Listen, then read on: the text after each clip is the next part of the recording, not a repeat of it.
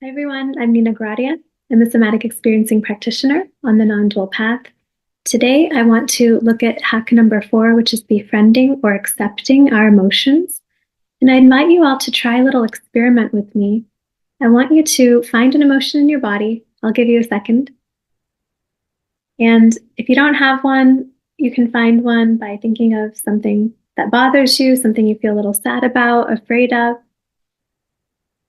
Okay, I want you to find that emotion. I want you to figure out how big it is. I want you to figure out what density it feels like. Does it feel like a solid, a liquid, a gas, a gel? Then I want you to figure out if there's a color that spontaneously arises in your mind as you place your attention here. I want you to notice if the feeling is expanded, contracted. And then I want you to tell this feeling, I love you. And just watch what happens. And then if you're in a place where you can handle some intensity, then I want you to switch that up and tell this emotion, I hate you. Watch what happens.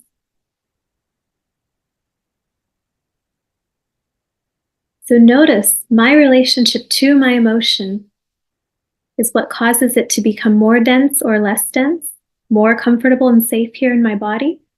If I'm beating up on my own emotions, they're not going to feel safe in my body. That's when we feel insecure. Our own emotions don't feel secure and accepted and loved as they are in our bodies.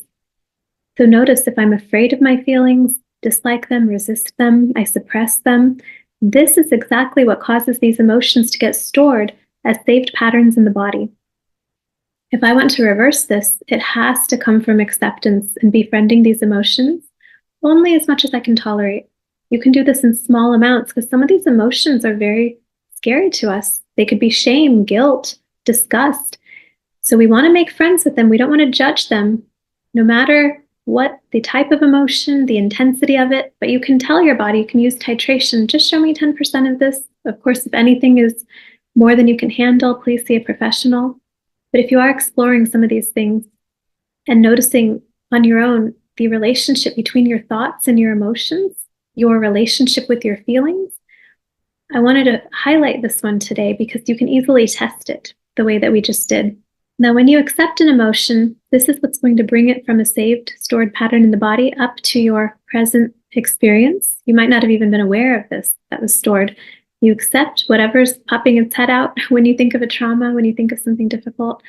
And the more you accept it, the more it's going to come up in your experience because it finally feels seen and heard and safe. And the lighter the density. I'll link a video here about emotions and what the density and colors mean.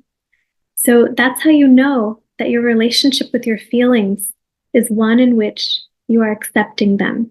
Because the feelings are never the issue. The feelings are the check engine light. When we have a check engine light come on, we don't smash that light off, right? We see what is the problem, and then we hope that we fixed the original problem, and then the light goes off on its own. In this case, the original problem is usually a stored trauma or a thought we're believing in, okay? But it's not the present emotion that we are dealing with. And even the stored traumas, they had a thought component most of the time, or it was just pre-verbal, there wasn't an actual thought, but it was too much stimulus, not enough capacity resource, it got stored in the body. But then we may have felt that vague sensation or maybe not so vague sensation in the body. And then maybe as we got older, we started developing narrative or story around it, which can lock it in more.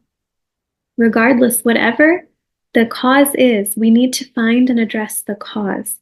It's not the check engine light, which is the emotion that is saying, hey, something is unhealed here. So not all emotions are a problem, but the ones that are dense, it just shows there's a fight against it. Our resistance to it causes the density.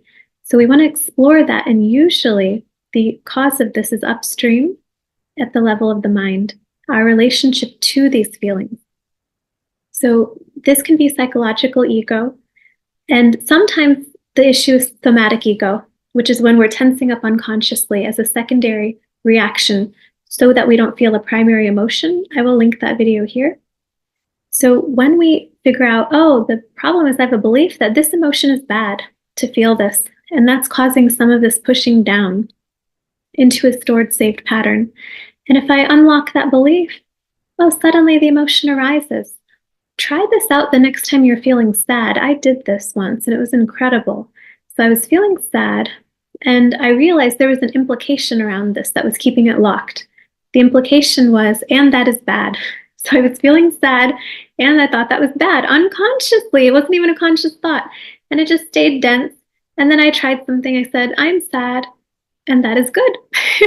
And then instantly it just opened up. It felt great. It just became lighter, less dense. And these are the ways that we can explore and experiment with our relationship to the feeling. So I just switched the belief into the opposite belief, and then the feeling flowed. I will link another video here about how to just flip the belief and then feel whatever arises when we flip it. That's how we can free ourselves from this. So I thought the problem was that I was sad, which was just the check engine light. But the issue was that I believed being sad was bad. So we want to look at this and say, wait a second, is that belief even true? And is it even conscious? It was a subconscious belief. And then when we flip it, it releases the stored feelings with that belief and it collapses the belief, or it takes a lot of the charge out necessary to even believe it anymore. So even if that conditioned thought continues to arise in the mind, it just sounds like gibberish on the radio. We don't necessarily believe it. So I know this is a lot of information, but this is something you can go back through the video, pause it, try each exercise out. So it's just important to know that acceptance is the key to a peaceful quality of life, but we have to do it in chunks. We have to do it on our own terms. Healing trauma happens on your terms. So try titrating it if it's too much, but please see a professional if you need help to hold space for you, to guide you so that you're not having to feel everything and guide yourself through it, and make sure that you're safe as you're trying these things out. So if you don't think you can do it safely, please don't do it on your own and see somebody who can guide you. Okay, I hope this helps. I'm looking forward to reading your comments and seeing if any of you tried this, how it was for you, and if you have any other ideas to add. Okay, take care. Have a great day.